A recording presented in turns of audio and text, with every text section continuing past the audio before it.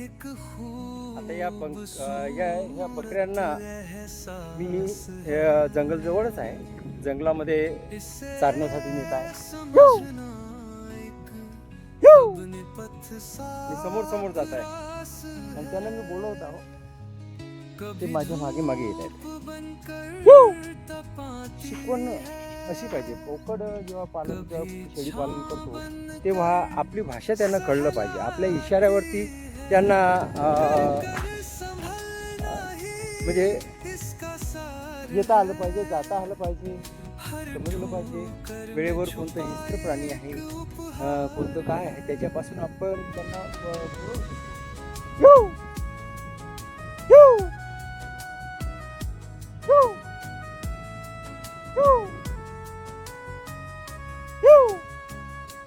आंधियां ना रास्ता रोक ले, हौसले मंजिल का पता ढूंढ ले.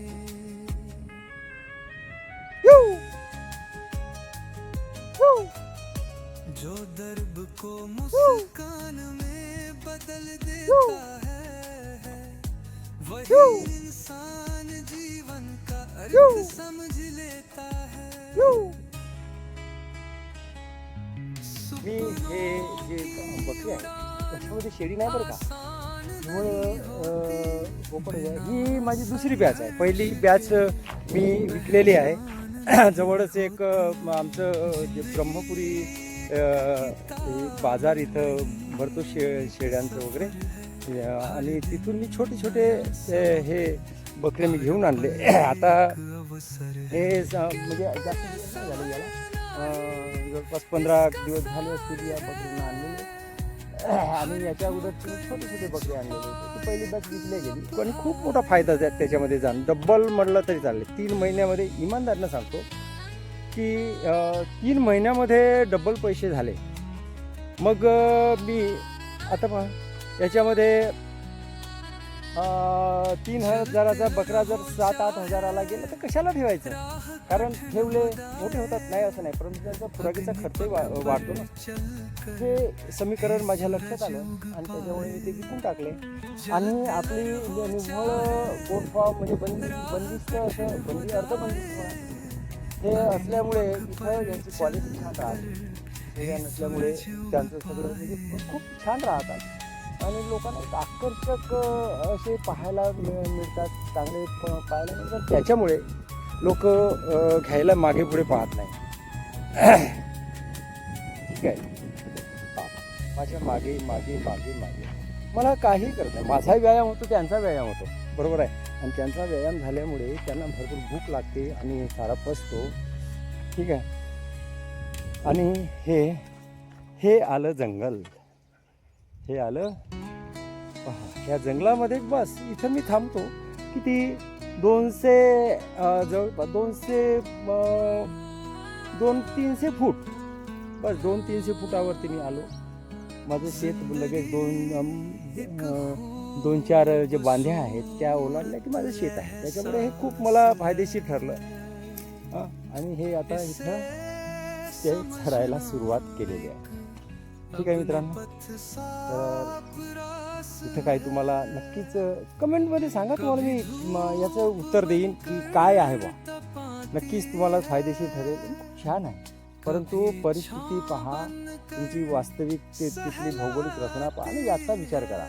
म्हणजे कोणी म्हटलं म्हणून असं करू नये असं मला वाटतं. आणि दुसरी गोष्ट, आता मी ब्रेक घेतो आणि जेव्हा रिटर्नमध्ये जायचं झालं तर थोडीशी क्लिप मी या व्हिडिओला जोडतो. ठीक आहे, चला. आता बकरे मी आणलेला जवळपास 1 तास झालेला आहे. आता आपण त्यांना वापस नेऊया. आता मी जर त्यांना बोलवलं की म्हणजे इशाऱ्यानं ते पटकन माझ्या मागे मागे येतील. चला मग, चला आपण निघूया, रस्त्याला लागूया.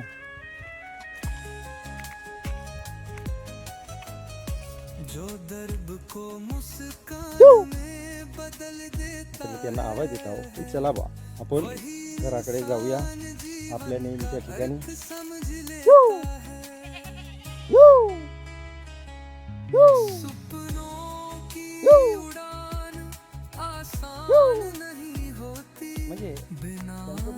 आम्ही येऊच का खरंच. हो तुम्ही या. यू! यू! यू! यू! यू! यू! अशी जर तुमची जर त्यांच्याबद्दलची जर शिकवण जर असेल तर तुम्हाला त्यांना राखण्याचा तेवढा फारसा त्रास होणार. सगळे माझ्या मागे मागे येऊन राहिले. यू! यू! यू! यू! यू! मी रस्त्याने चाललोय की साईडला जातो. चलते हो चाहे यू! राह कठिन हो जाए, अग्नि पथ पर चलकर ही सूरज उग पाए. रस्त्याला लागत आहेत आता. चलते हो चाहे सुंदर बिझनेस आहे हो, पण त्याला आपलंसं करून घेतलं पाहिजे, त्याच्याशी एकरूप झालं पाहिजे. खूप छान समाज. ते म्हणतात मालक तू तिथेच थांब, आम्ही समोर जातो. पोहोचले बरं.